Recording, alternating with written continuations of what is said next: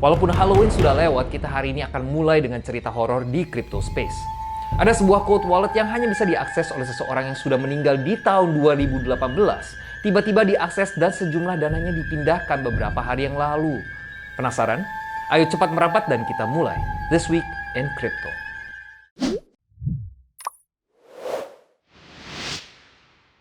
Quadriga CX yang dimiliki oleh Quadriga Fintech Solutions adalah pertukaran mata uang kripto yang pernah diyakini sebagai pertukaran terbesar dan terkemuka di Kanada.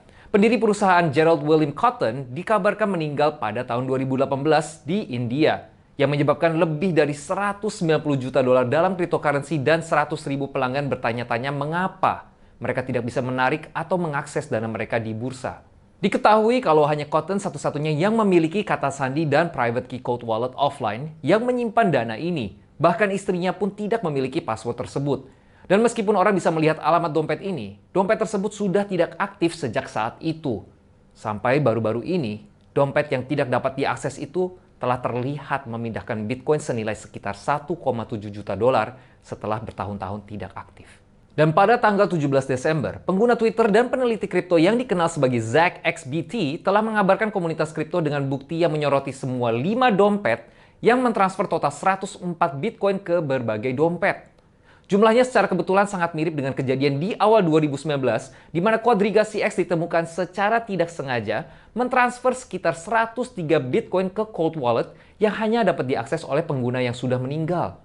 Masih banyak pertanyaan seputar misteri ini. Tapi kalau menurut Cryptosia sendiri, apa yang sebenarnya terjadi?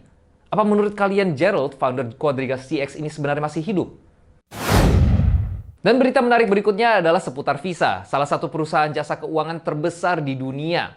Mereka baru saja mengumumkan bahwa mereka berencana untuk membuat solusi melakukan penagihan kepada Ethereum-powered crypto wallets pengguna mereka secara otomatis untuk pembayaran sehari-hari. Apakah ini bentuk baru dari automatic recurring payments melalui kripto? Menurut situs web Visa, pada dasarnya ini akan memungkinkan para pengguna untuk membayar tagihan bulanan mereka menggunakan cryptocurrency dengan menjalani layanan pembayaran otomatis melalui teknologi blockchain. Sampai sekarang, pengguna dengan self-custodial crypto wallets harus menjalankan proses yang merepotkan dengan menandatangani setiap transaksi yang mereka lakukan secara manual.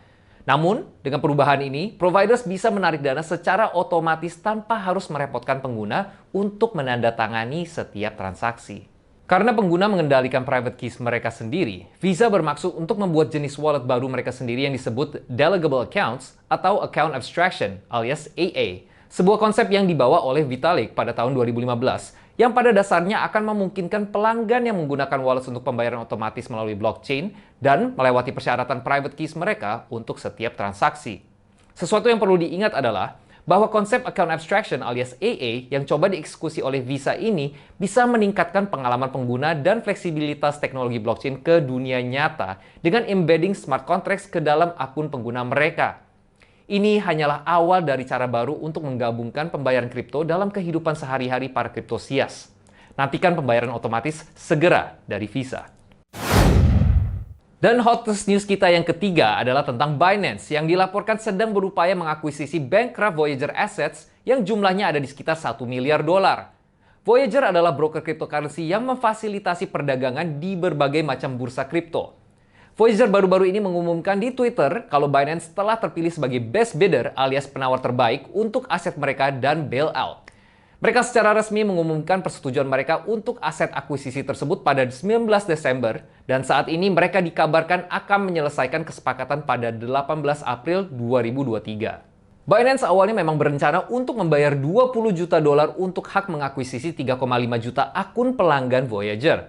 Struktur kesepakatan yang sangat mirip dengan kesepakatan di bulan September dengan FTX yang dibatalkan karena kasus SBF dan FTX baru-baru ini. Tujuan dari kesepakatan Binance dengan Voyager tampaknya merupakan upaya agresif untuk memperluas dan mendapatkan pelanggan ke platform dan juga memanfaatkan biaya perdagangan nol yang baru saja diterapkan pada perdagangan Bitcoin dan Ethereum. Dengan hasil dari penawaran yang baru diperoleh, Binance telah meningkatkan alias pump token Voyager hingga 40% setelah pengumuman, yang segera turun setelah hype mereda. Dan berita terakhir kita pada hari ini adalah update tentang potensi Binance mengakuisisi toko kripto. Salah satu bursa kripto tanah air pertama yang terdaftar di Bapepti. Menurut press release yang dikirim ke CoinDesk Indonesia, Binance telah mengakuisisi toko kripto. Dan pendiri Binance sendiri, CZ, menyatakan bahwa niatnya bukan untuk mengakuisisi toko kripto sepenuhnya saat ini juga, tetapi untuk menyuntikkan lebih banyak uang ke bursa dengan meningkatkan sahamnya di bursa. Meski demikian, dipastikan bahwa CEO toko kripto Pang Shui Kai akan mengundurkan diri dari posisinya, namun tetap menjadi member of the board. Sementara Yudono Rawis diangkat sebagai CEO interim. Seperti yang disebutkan dalam This Week in Crypto kami sebelumnya juga, perusahaan akan melakukan PHK yang akan memberhentikan total sekitar 58% karyawannya menurut Rika Handayani, Wakil Presiden Komunikasi Korporat Toko Kripto. Akuisisi ini cukup menarik, mengingat Binance sudah berada di tengah-tengah pembelian Voyager dan beresiko tinggi untuk acquire terlalu banyak pada tahap ini dengan kondisi pasar saat ini. Kriptosias, meskipun kita ada di bear market saat ini, ada baiknya kita tidak menyerah dengan teknologi blockchain yang kita bisa lihat terus berkembang. Tentunya ada banyak kejadian yang mengakibatkan bear market di 2022. Tapi mengikuti berita-berita yang ada di crypto space, kita bisa melihat kalau teknologi blockchain akan menjadi salah satu solusi financial untuk kita semua di masa depan.